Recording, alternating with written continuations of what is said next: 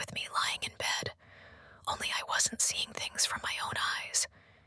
Instead, I was above myself, hovering near the ceiling like a security camera, watching my own body sleep. That out-of-body view always sent a chill through me. I'd try to move, swim back into myself, but the most I could do was turn my head.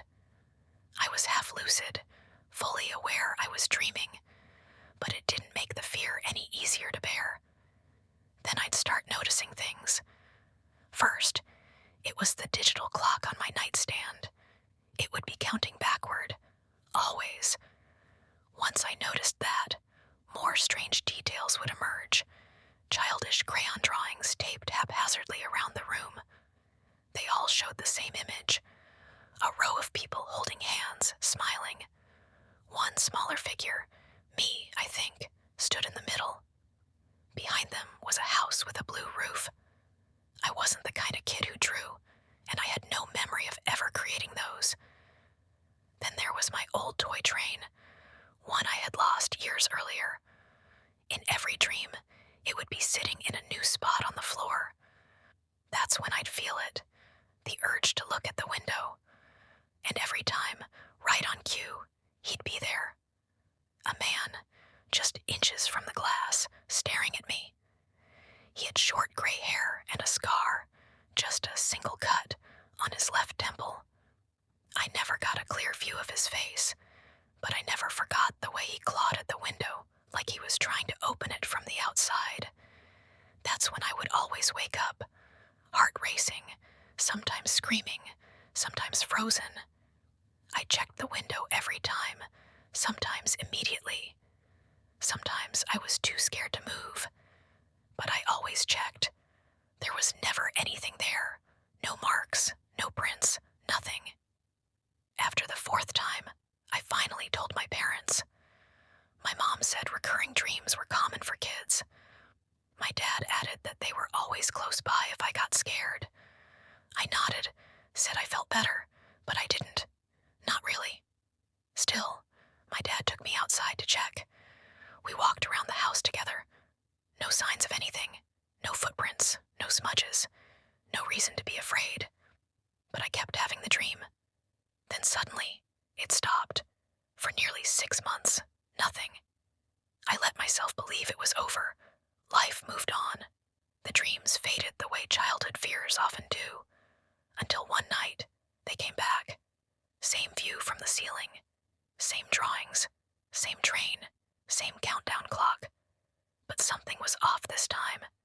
I couldn't figure out what it was, until I noticed the window. It was open. The second I saw that, I woke up, but I couldn't move.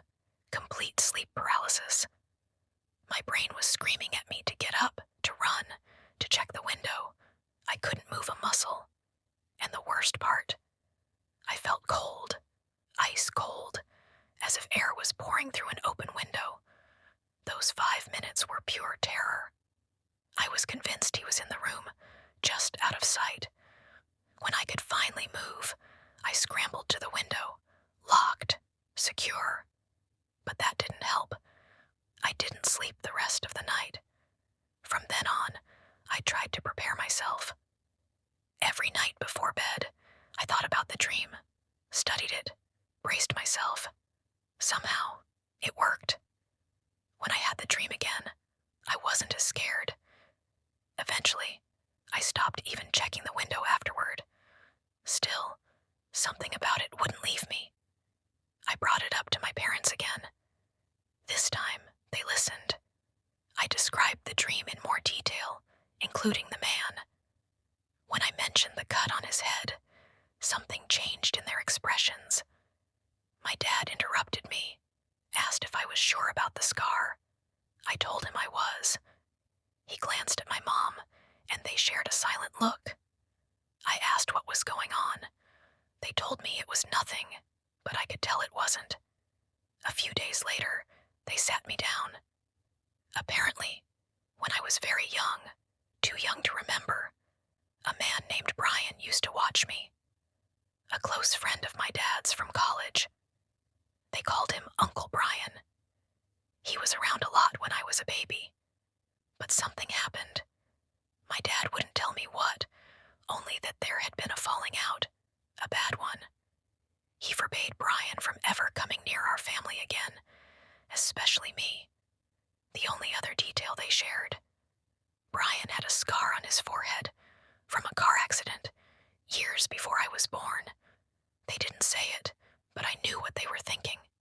The man in my dreams, the one clawing at my window, had that scar. That night, after my mom went to bed, my dad lingered in the living room with me.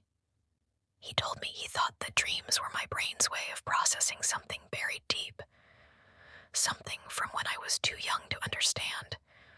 He said I used to be really close to Brian, that I cried when he left, that I begged for him to read me to sleep. That was the only way I could have remembered the scar, but I didn't. Not really. A year passed. I had the dream, once, maybe twice, but then, one night, everything changed. I woke up, same as always, looked toward the window, habit by now, and I saw something move, just a flicker, but I swear, someone had just been standing outside. I screamed for my parents. My dad ran outside barefoot. My mom clutched me like I was a toddler again. My dad came back whispering to my mom. Then they called the police, or said they did. The next morning, my dad admitted he found faint footprints below the window. He insisted it couldn't be Brian, said we had moved. Brian didn't know our new address. He promised me nothing bad would happen again, and he was right. I never had the dream again. My parents won't talk about it now. I've stopped asking. But sometimes, I wonder what's worse. The idea that it was Brian, somehow still watching me, or the possibility that it wasn't him at all, a stranger, someone else my brain just connected with the scarred man from my past. And maybe the worst part: I'm almost certain my parents never actually called the police. I'll probably never know what really happened, not fully. But if I ever find out, I'll send an update.